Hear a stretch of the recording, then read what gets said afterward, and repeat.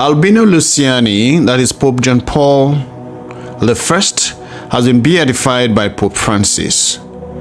There are salient facts about him that reminds us of his life and person.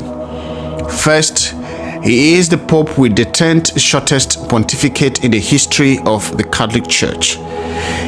Albino Luciani, that is John Paul I, was elected on August 26, 1978, and he died on September 28, 1978. Thus, his pontificate lasted for 33 days.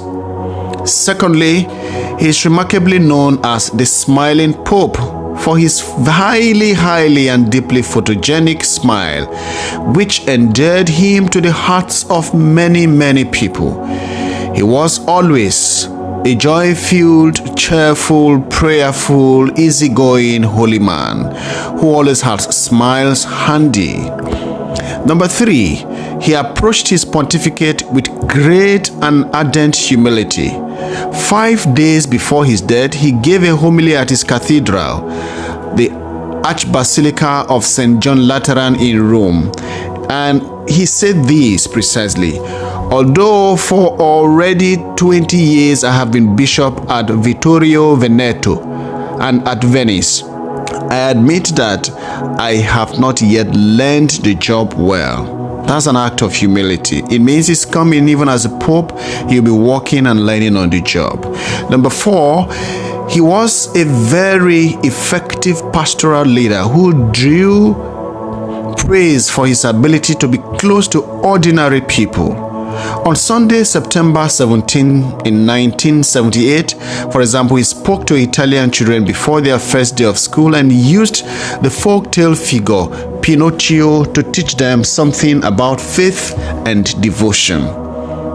Number 5, Albino Luciani, that is John Paul I, remains the first pope with 2 names, John and Paul.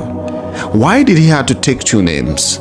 According to him, he said he did this in honor of his 2 immediate predecessors, and that is John the 23rd, a former patriarch of Venice who made him a bishop, and Paul the 6th, who made him a patriarch of Venice and a cardinal as well. That is, while he joined the name to keep the memory of popes themselves who influenced him greatly. Number 6, as Patriarch of Venice, Pope Paul VI made him blush one day with a prophetic sign. Here is how he puts it: Pope Paul not only made me a cardinal, but some months earlier, on the wide footbridge in St. Mark's Square in Venice, he made me blush to the roots of my hair in the presence of over 20,000 people, because he removed his stole and placed it on my shoulders. Never have I blushed so much. That was a pope doing that to him, never knowing that himself was going to be a pope someday. Number 7, he considered himself most unworthy of being a pope, but asked for the prayers of his people.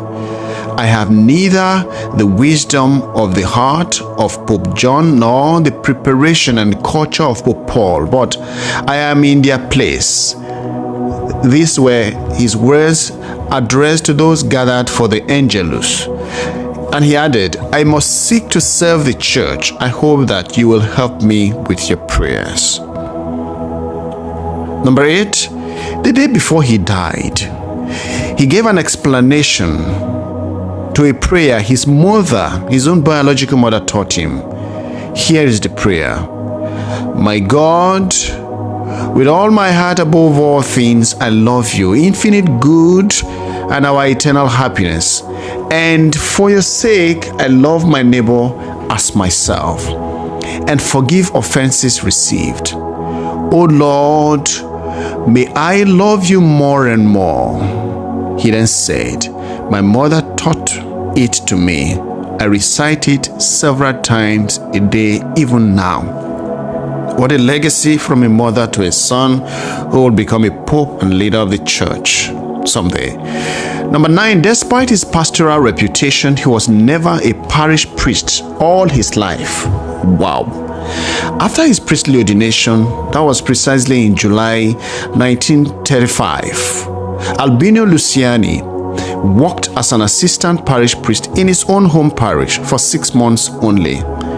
And during his life, he was a seminary professor, then became a rector, then got back to become a diocesan chancellor, then became a bishop and a patriarch of Venice, subsequently a cardinal, and of course, finally he became a pope.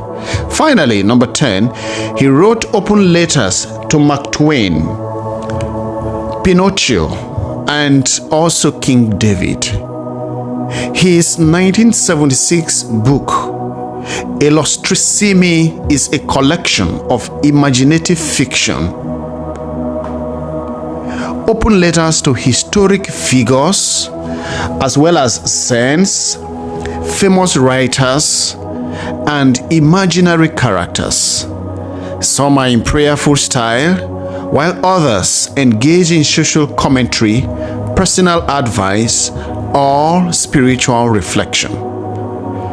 As he is canonized, rather beatified, I beg your pardon, we pray that he continues to intercede for us here on earth below.